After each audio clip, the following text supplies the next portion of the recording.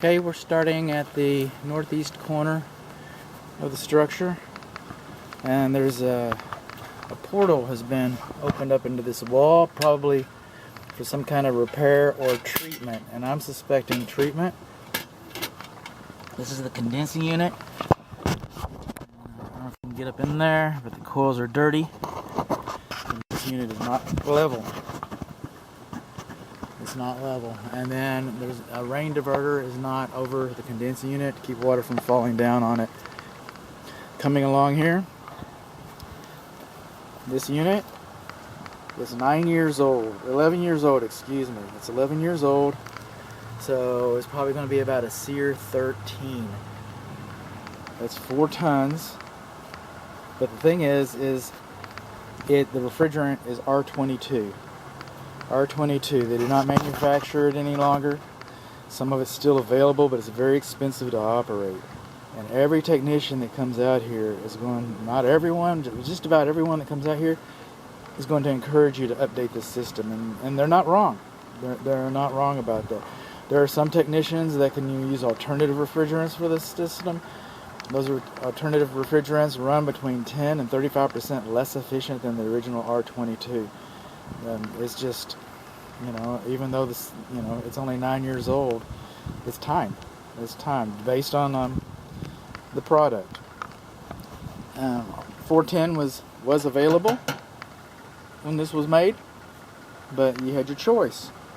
And some people made it economic at that time. This was the most economic choice.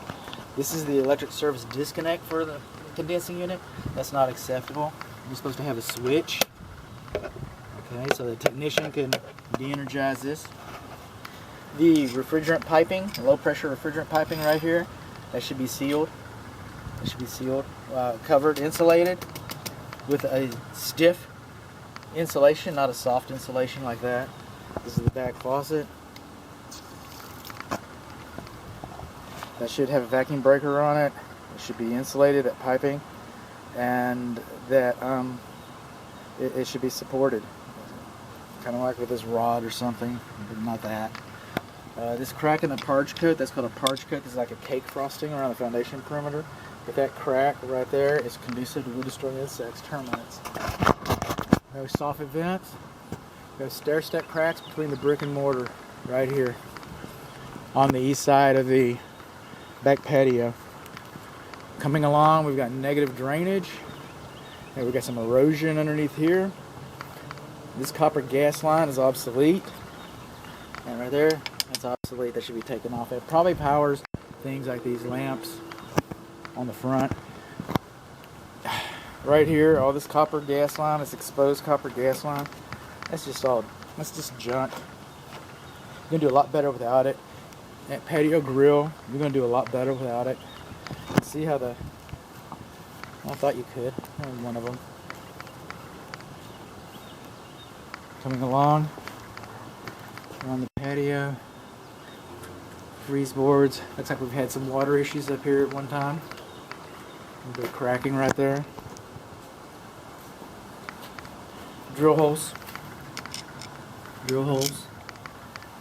We know this home has been treated for wood-destroying insects, termites. We know it has been. Those drill holes, that's the only reason for those drill holes. We don't know what product, poison that they used. We don't know who did it. We don't know when it was done. There should be a weather cover on this.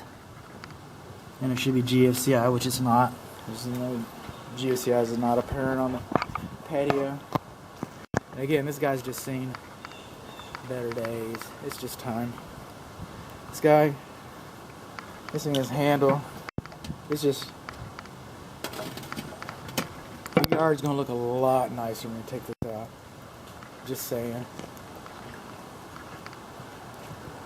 Planter box over here. Bushes. Trees shouldn't be closer than 25 feet to a structure. Okay, this is a good example right here.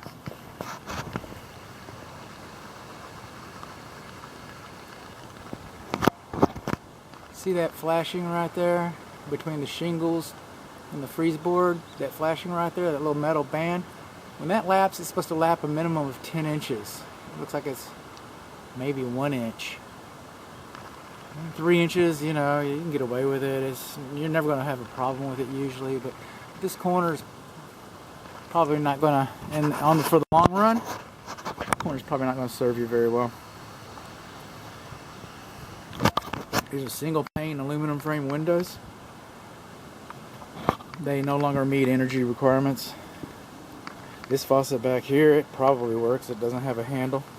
It is insulated, unlike the other one. It's not supported, just like the other one. Iron drain clean out.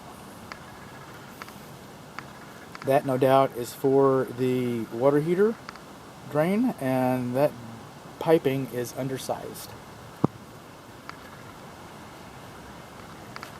This main electric cable, all of it really. But this main electric cable is the service drop coming into the house. It shouldn't be closer to the ground than 10 feet. It looks like it's cutting it a little close. Electric meter, power above grade. This is the north side of the garage. It should be sealed on 3 sides. Should have been. Okay, this is not what we do, but here we are. This tree's bulging. It's broken your patio. It's broken the little knee wall. Looks like they ran gas out here to this inferno. It's all. You could redo this, and it needs to be redone. There's a big crack in the back. Yeah. Or you could take it out. Right now it's a nuisance. It's not operable. I'm not even sure how the chimney works. Outbuildings are beyond the scope. See these wires? These wires are not rated for exterior use. There's no insulation on them or anything. They're what, 7 feet off the ground? All that should be taken out and redone properly. Okay, we're just gonna leave that alone. Gonna leave that alone. These wires coming to this light, all these wires to the high pressure sodium lines, those are all, it's all improper applications. This curb right here is because we have negative drainage coming down the driveway. More negative drainage coming down the driveway, so we've built a series of dams here to divert the water. The bottom 2 metal panels on the overhead door are bent, particularly the bottom panel, first panel. You can see that some of the door gasket is torn and compromised here. And then this door casement, the vertical door casement, it's not supposed to be in direct contact with the cement, with the garage floor like that. That'll allow water to wick up into the wood, cause it to rot. Moving on along.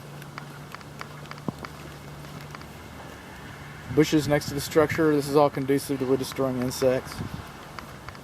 All of this. Again, soffit baffles. How do these look over here?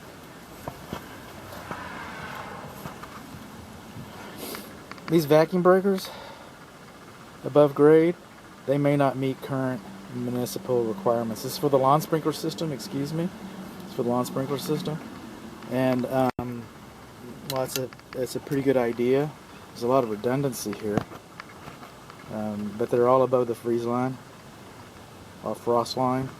Again, this faucet doesn't have an anti-siphon device. It doesn't have a handle, or it has a handle I don't trust to use. It looks like it might be working. Rain gutters are diverting above water, above ground.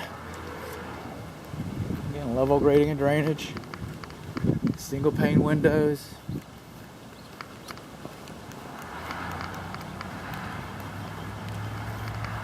This is the main shutoff valve for the lawn sprinkler system.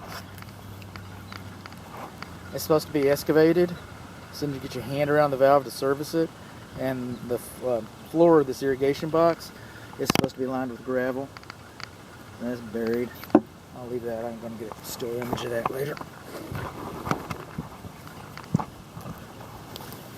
This is a water meter.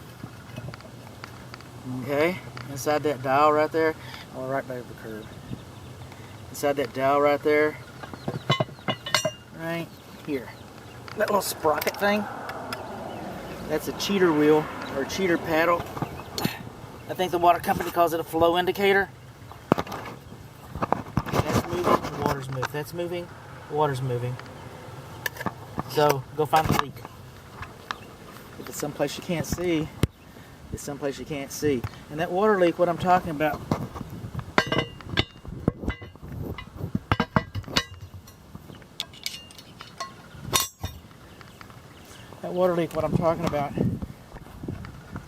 is a water supply leak. There you go. Short man needs a brick to stand on.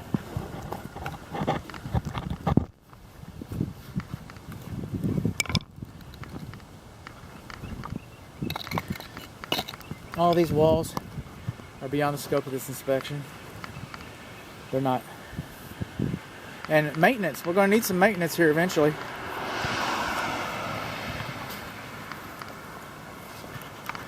We're going to need some maintenance. You got some cracking.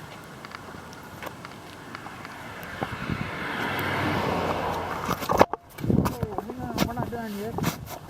Don't go away. Go away. Storm doors are beyond the scope of this inspection. Exterior fixtures and exterior walls.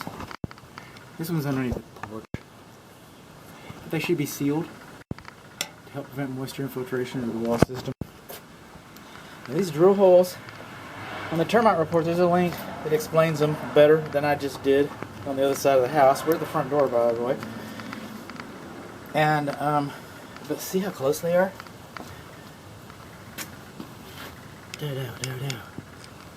Okay, that gives me the inclination. That's a clue. Now, this house has been treated more than once. This house has experienced multiple treatments for termites, subterranean termites. That's the only reason for those drill holes. And again, we don't know what product was used. We don't know who did it. We don't know when it was done. We might have a clue inside. I might be able to give you that. This is the doorbell. It's an aftermarket one, so it's not going to be illuminated. It runs a little battery inside of there. Going along, some mantles are gone. Little rods are gone. This guy's just seen all your exterior gas appliances. Be prudent to budget for removal and or replacement, depends on. This is the main water shut-off valve on the east side of the front door. And this right here, this is PEX. So that wasn't common. I don't even know if it was even invented when this house was built. So it's been updated. Looks like fairly recently. They've had some plumbing repair here. We're going to want to you'd want to find out what they know about it, because it hasn't been long. Well, I had to readdress that. This is the main clean out. It's not a double clean out. It doesn't appear to be a double clean out. That's the main sewer clean out. It'd been nicer if there was a double. Again, age of the system. But that's PVC. We saw iron drain clean outs and iron on the roof. So we've had some plumbing work over here, both drain and water supply. We got an insulation. Still no vacuum breaker. Still no support. What do we got here? 80 psi. That's the maximum. That's the maximums. Some people think more pressure is good, better. And while, you do want good water pressure, I mean, that's kind of obvious, but what we're really concerned about more is flow. Good water flow. While they're related, water and pressure and water flow are not the same things, usually. We're over on the east side of the structure. We're missing a courtesy light, 2 courtesy lights over here. And we are on the other side of the fence where we started. Right there. We've got a little bit of separation. This is the wall that had the big crack in it, remember? And we got some separation on this window frame right here. It's gonna be interesting to see. And again, these little cracks, they're conducive to wood destroying insects, termites specifically.